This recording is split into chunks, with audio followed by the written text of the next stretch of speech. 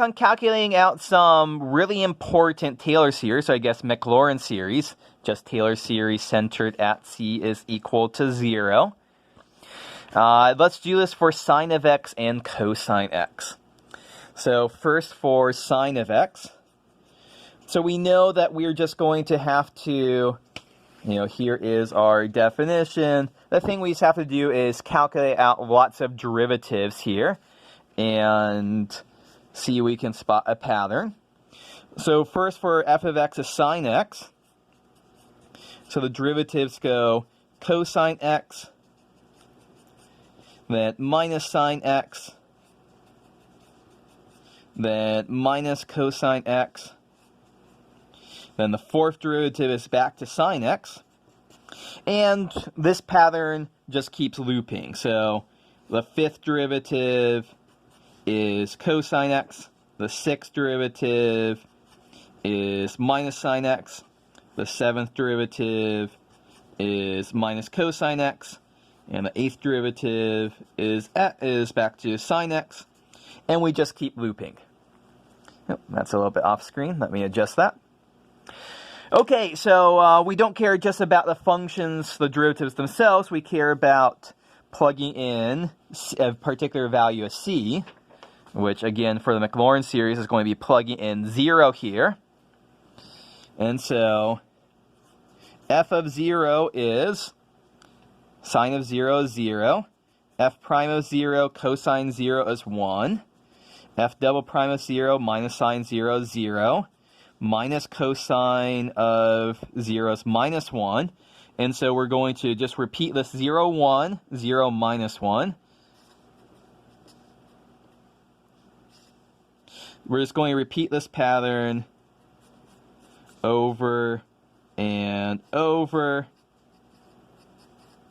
and over and over again.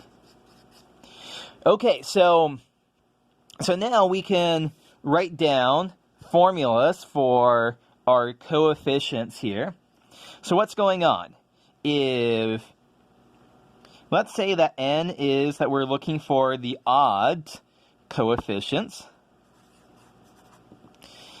So that's going to be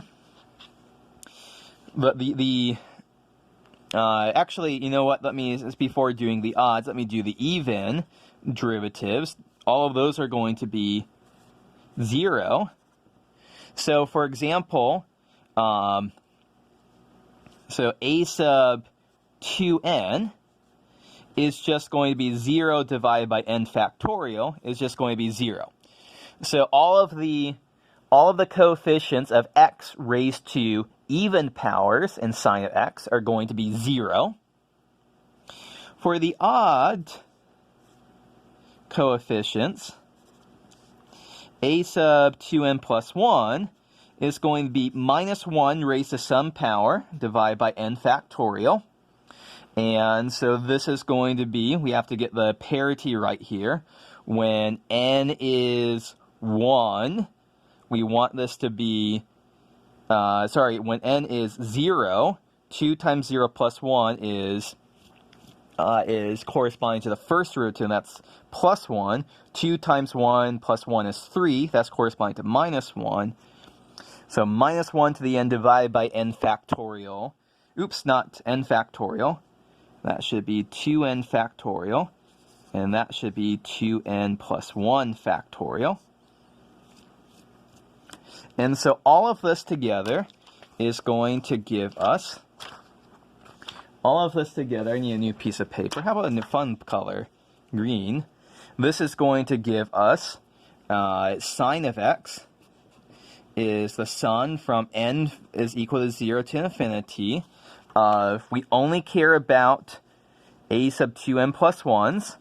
So that's going to be minus 1 to the n divided by 2n plus 1 factorial times x to the power 2n plus 1. So we only have odd powers of x in our series expansion for sine x. We don't have any even powers. If we write out the first several terms, this is x minus x cubed divided by 3 factorial plus x to the 5th divided by 5 factorial minus x to the 7th divided by 7 factorial plus minus, so on and so forth. So that's how, oops, I'm off screen. Let me get that back on screen. This is our formula for the Taylor series, the Maclaurin series for sine x. It is, we also can show, I'll just say similarly, we can show that cosine of x is the sum from n from 0 to infinity of minus 1 to the n divided by 2n factorial times x to the 2n. So this starts off 1 minus x squared divided by 2 factorial plus x to the 4th divided by 4 factorial minus x to the 6th divided by 6 factorial plus x to the 8th divided by 8 factorial minus dot, dot, dot. I won't go through the derivation of that. It goes through in very much the same way that the coefficients are cycling through 1, 0, minus 1, 0, 1, 0, minus 1, 0. We're starting at a different place. We're basically starting cycling through here instead of cycling through here. So these are two very, very, very important series here. And so for the first time, let me go ahead and kind of show this extra slide. I'm going to, throughout this section, be making up these tables of important Taylor series. And so the way to read this is, here's the function. Here's the function written out summation notation. Here's the power series, the Taylor series, written out summation notation. Here's the first several terms. Here's where it converges. I'll talk about convergence more in future videos. Everything on this slide is something that you must know off the top of your head. So we just looked at sine and cosine. In this video, 1 over 1 minus x. I mean, this is something that we've seen before. We already know this expansion from section 10.6. We'll look at this expansion for e to the x in the next video. But everything on this slide is something that you should have completely memorized.